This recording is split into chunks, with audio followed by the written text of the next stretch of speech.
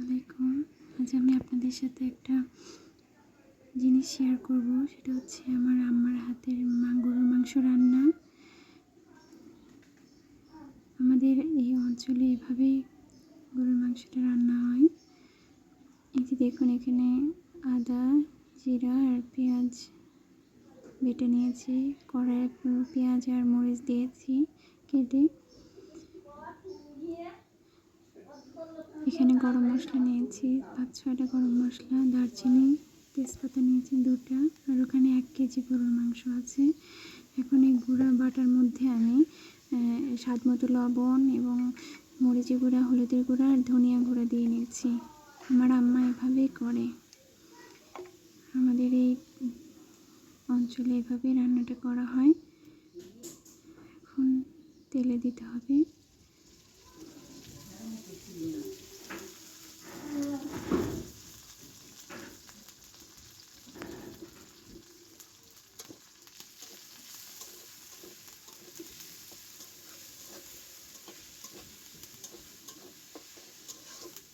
পেঁয়াজ মরিচটা ভালো করে ভেজে নেবেন।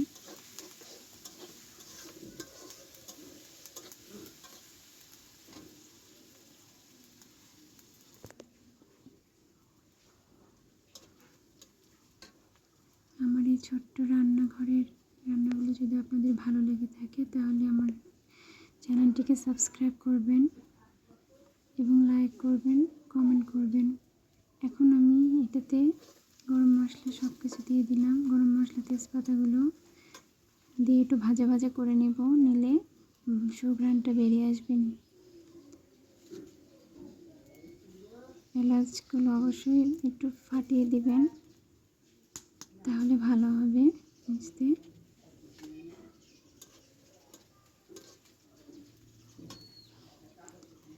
আমাদের এখানে মানে মাটির চুলাটাতে বেশি ভালো করে রান্না হয়। আর আমার আব্বা উনি হাড়ের মানুষ, গ্যাসের চুলায় রান্না করতে পছন্দ করে না তরকারি খাওয়া, তাই বেশিরভাগ সময় মাটির চুলাতেই রান্না করি। অনেক দ্রুত জাল জ্বলছে, তাই আমি একটু ঘন ঘন নাড়ছি। এখন এই যে গুঁড়া মশলাটা একটু গুলিয়ে দিয়ে দিবেন, দিয়ে ভালো করে নাড়বেন, মিশিয়ে নেবেন।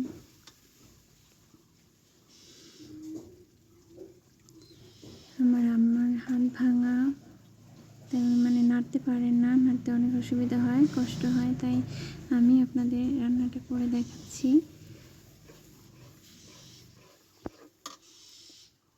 আমার হাত ভালো থাকলে আম্মাই করে দেখাতো।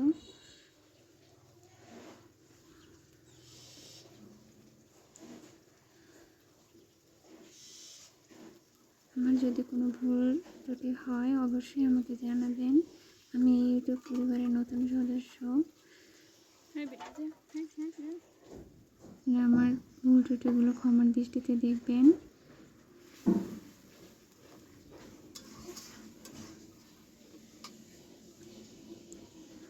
মশলাটা ভালো করে কষিয়ে নেবেন,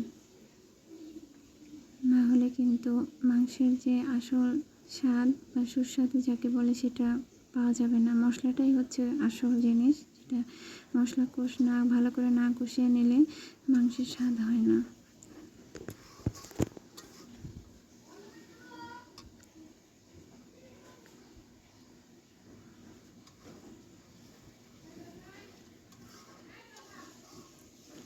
বাসায় যারা ছোটো মামুনিরা আছো, আম্মুরা আছো, তারা বাসায় মায়ের সাথে সাথে কাজ করবে, টুকটাক কিছু শিখবে, না হলে অনেক সমস্যা হবে। আমি কিছুই শিখিনি বাড়িতে, টুকটাক শুধু কাটাকাটি করতাম। শ্বশুরবাড়ি এসে সব শিখেছি, আর সেটাই আপনাদের শেয়ার করি আপনাদের সাথে।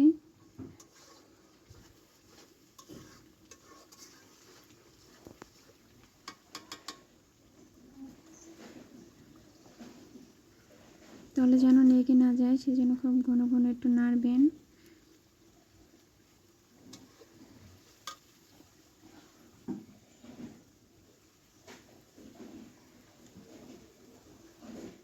আমার এই মায়ের রান্নাগুলো যদি আপনাদের ভালো লেগে থাকে, আমার চ্যানেলটিকে সাবস্ক্রাইব করবেন।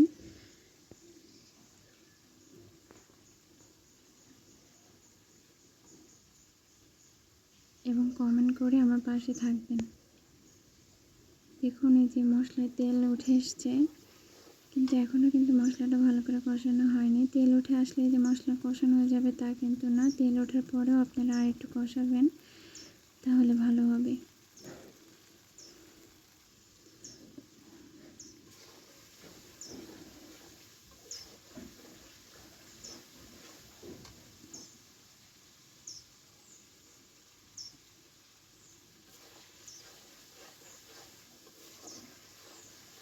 মেয়েদের জীবনটা আসলে অন্যরকম, রঙিনের মতো, এক এক সময় এক এক রং হয়। বাবার বাড়ি একরকম, শ্বশুর বাড়ি একরকম, আর মেয়েদের টুকটাক সব কিছুই জানতে হয়। এখন এই যে মাংসগুলো দিয়ে দিবেন। এটা গরুর মাংস, আসলে আমার আব্বা তো হাড়ের মানুষ, উনি সবসময় গরুর মাংসটা আমরা আনি না আর কি, খাওয়া হয় না। শুধু গেস্ট আসলে সবসময় মুরগি, খাসির মাংস এবং মহিষের মাংসটাই আমরা বেশি খাই।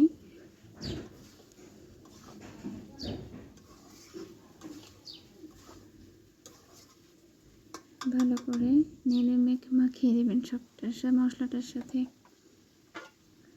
ঢেকে দিয়ে আস্তে আস্তে জাল দিয়ে কষিয়ে নেবেন।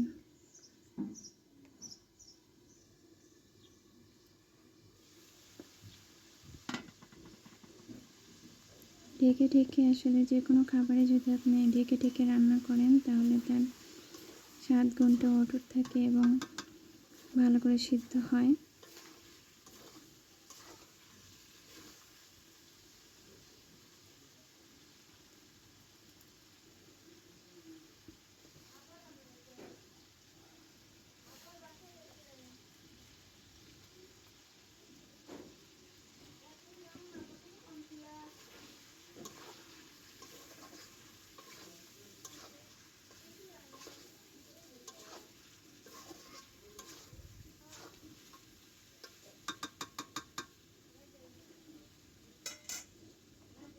নাড়াচাড়া করে দিচ্ছি। এখন আমি ঢেকে দিয়ে আর কিছুক্ষণ রান্না করব।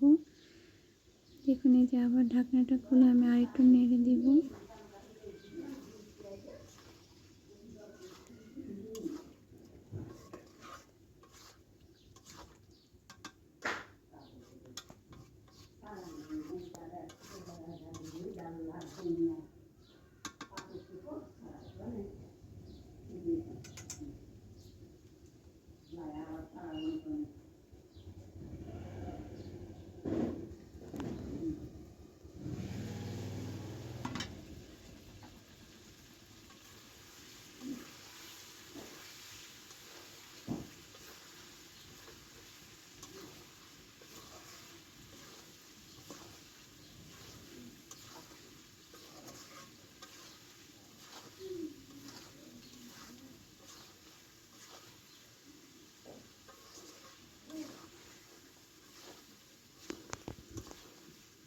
দেখুন প্রায় কষানো হয়ে গেছে।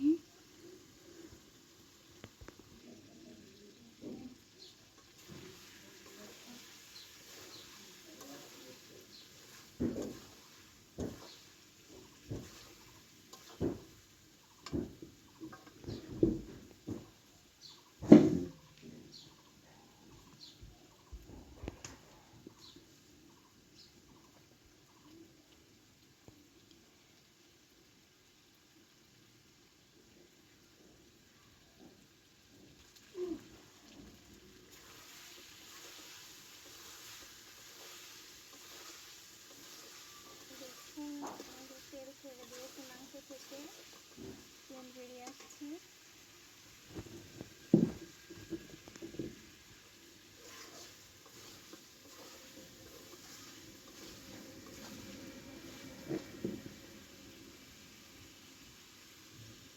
কষানো হয়ে গেছে, এখন ঝোল দিতে হবে।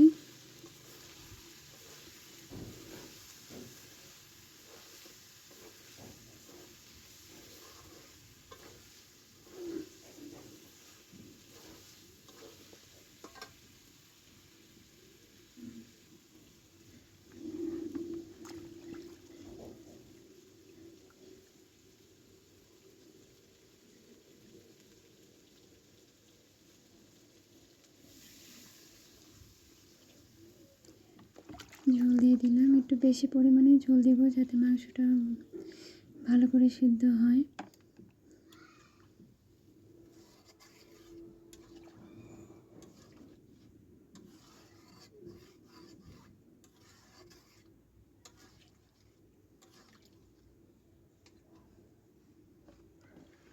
এভাবেই 30 থেকে 40 মিনিট আমি রান্না করব। মাঝে মাঝে একটু ঢাকনা খুলে নেড়ে দিবেন।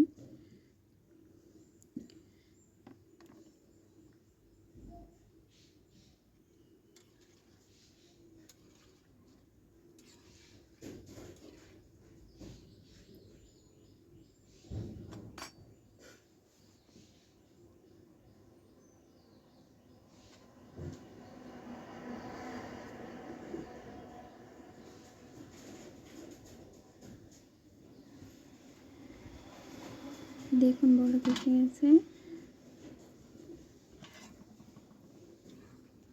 একটু নেড়ে আবার ঢেকে দিবেন, না হলে নিচে লেগে যাবে।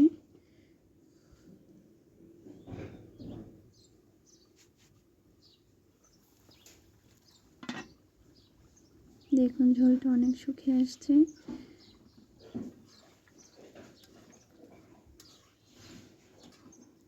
আপনারা ইচ্ছে করলে এখন একটু লবণ দেখে তারপর আবার স্বাদ মতো দিতে পারেন যদি লাগে তাহলে।